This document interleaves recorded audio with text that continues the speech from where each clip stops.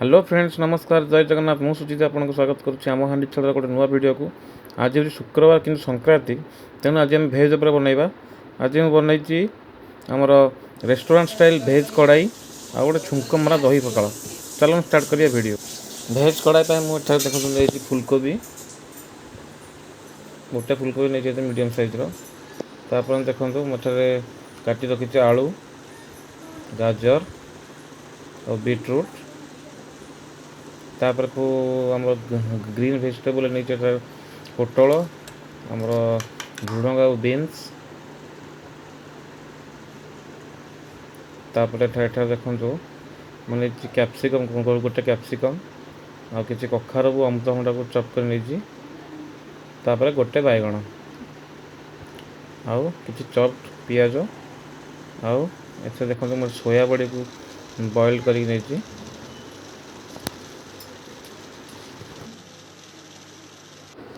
Fast आम एठारे तेल कड़ाई बसैबा आमर सबतक जो वेजिटेबल गुड़ा अच्छे ताको फ्राए कर नवा कारण आम रेस्टोरेंट रे सबतक वेजिटेबल गुड़ा फ्राए करा हुए तो टेस्ट भल आसो। देखो फास्ट आम आलू को फ्राए करवा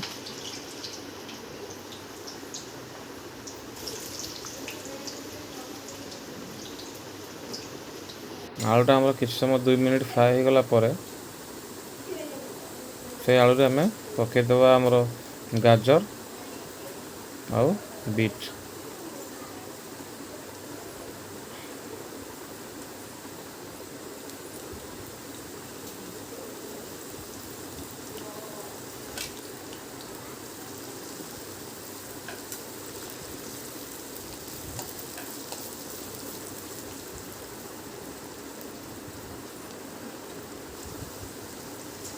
हमारे गाजर भी फ्राए हो जापर आम काट कर कखार अमृतभंडा पकईकि किसी समय फ्राए करदे।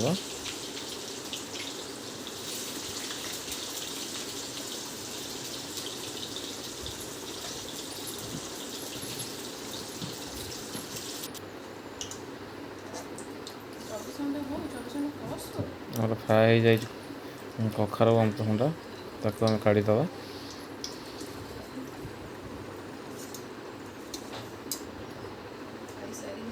तापर आम रखी जी सब ग्रीन वेजिटेबल गुड़ा सेगुड़ा भी फ्राए कर नवा।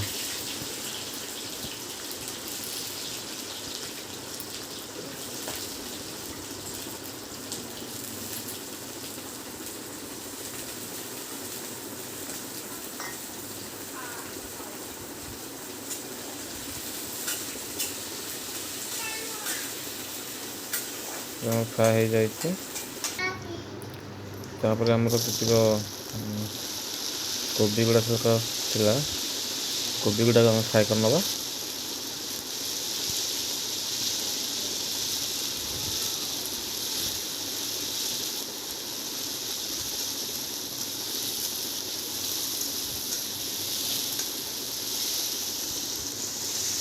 देखो एथर सबतक परिवा फ्राए हो जाए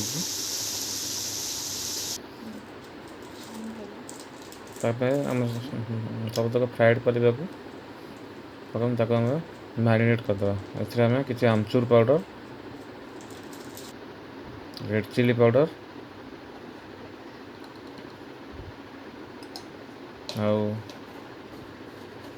लुण पकई मैरिनेट कर रखीदे गोल मैरिनेट कर रखीदे।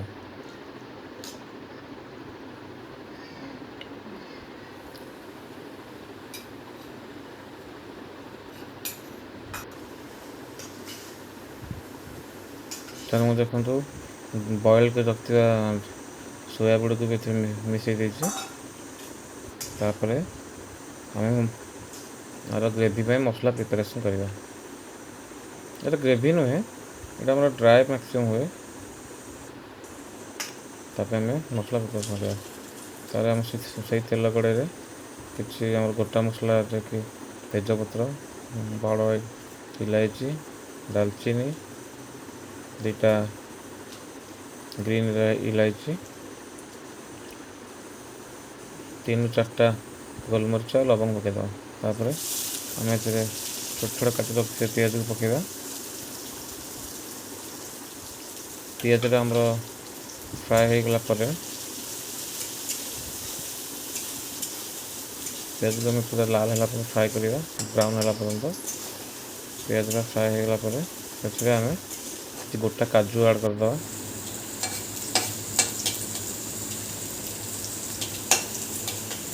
काजूटा आम गोटा रोटा रेस्टोरेंट स्टाइल कड़ाई हो काजूटा भी रहा पचास भल आस 2 चामच अदा रसुण पेस्ट दवा। तापर 2 चामच जीरा पाउडर धनिया पाउडर और काश्मीरी लाल मिर्च दवा। मसला फ्राए हो गला किस समय तापर आम 2टा मीडियम साइज टमाटो को कट करके ऐड करदे। टमाटोटा सीझे किसी देखो आमर मसलाटा अलमोस्ट सीझीगला।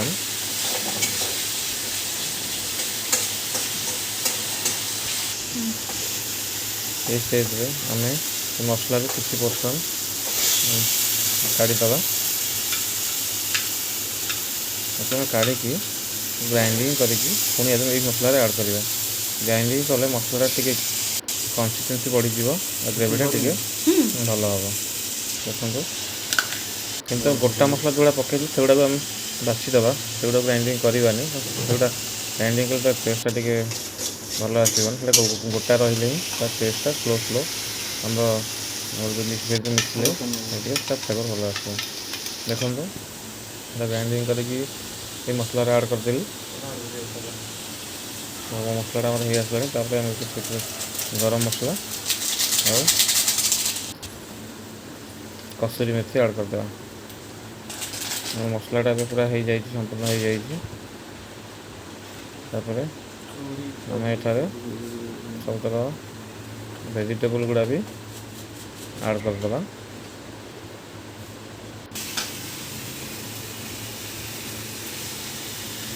यहाँ मतलब टोटाल पूरा माने ड्राए तेणु ग्रेवी हेनी तो जस्ट हाफ कप खंडे से पानी देगी गोलैदे गोल किस समय 5 मिनट फ्राए कलापर एकदम रेडी हो देखो एठारे किसी पनीर ऐड कर लास्ट को पनीर आम लास्ट को ऐड करवा कंचा पनीर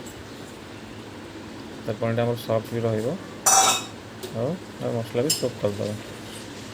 आप पनीर को भी अल्प फ्राए करके भी ऐड करेंगे।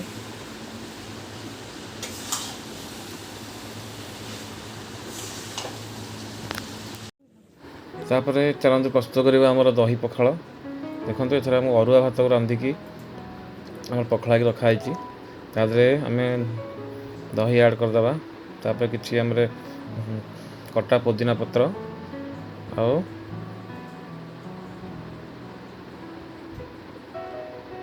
किसी लेंबू को स्लाइस करके पकईदबा। तापर छुंक एठार आम नहींचे भुसुंग पत्र और कंचा लंका। देखो गोटे फ्राइंग तड़का पैन रे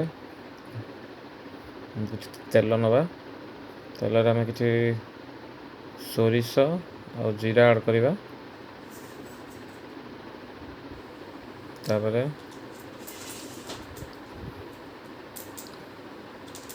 कंचा लंका पकेवा और आमर भुसंग पत्र ऐड करवा।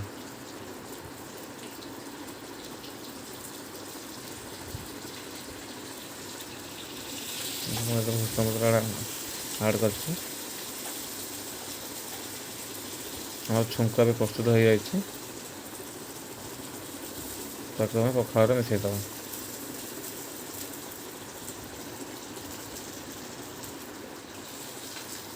देखो केते सुंदर देखा छुंक पखाल प्रस्तुत हो जाए। जदि आपको वीडियो भल लगे तो निश्चय शेयर करेंगे आउ मत निश्चय कमेंट कर जनइबे केमती लगिला। ଆଉ ଯଦି ଆପଣ ମୋ ଚ୍ୟାନେଲକୁ ସବସ୍କ୍ରାଇବ୍ କରିନାହାନ୍ତି ତାହେଲେ ନିଶ୍ଚୟ ସବସ୍କ୍ରାଇବ୍ କରିବେ।